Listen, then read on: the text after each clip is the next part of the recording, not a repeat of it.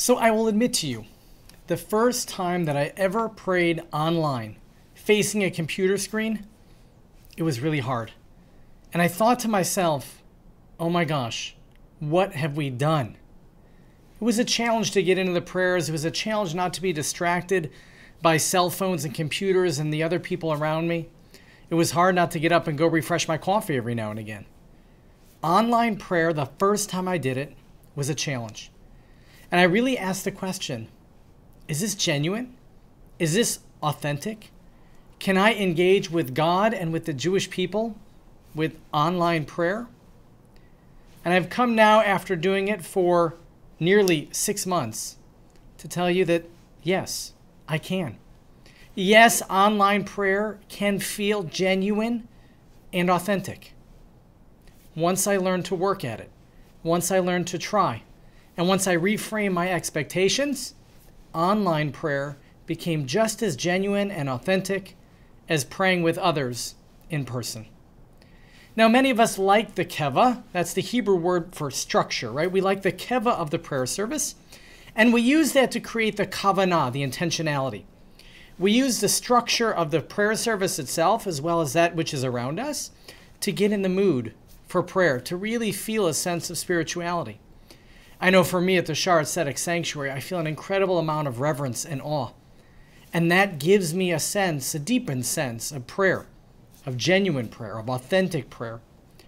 Engaging too with others around me, whether it's in the chapel or outside, all of that structure helps to give me a sense of intentionality. All of that keva helps with my kavanah, right? All of that really helps to put me in the mood for prayer.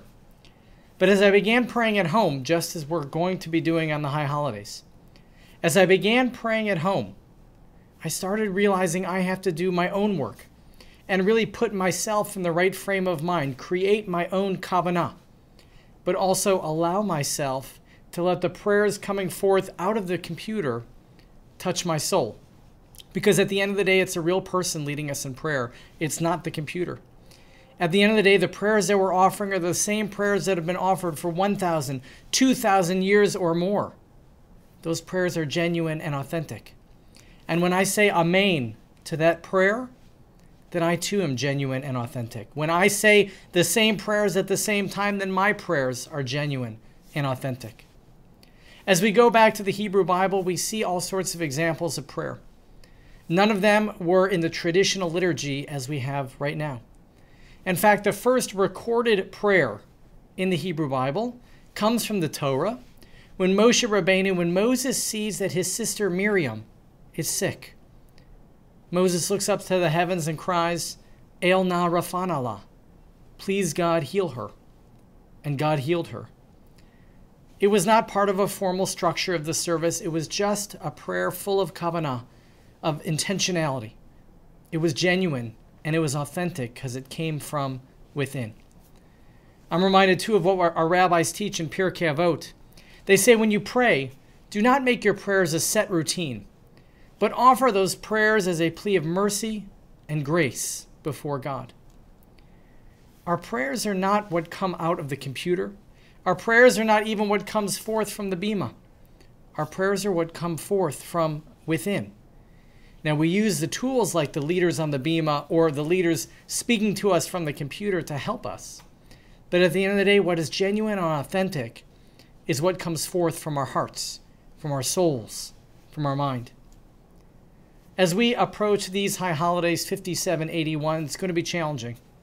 High holidays at home and not at the synagogue is different, and different is scary. But if we really work at it, if we really put ourselves in the right frame of mind, if we set aside all the other distractions, then our prayers can be genuine. And when on Rosh Hashanah and Yom Kippur we say, God, I am sorry for the mistakes that I've made this year.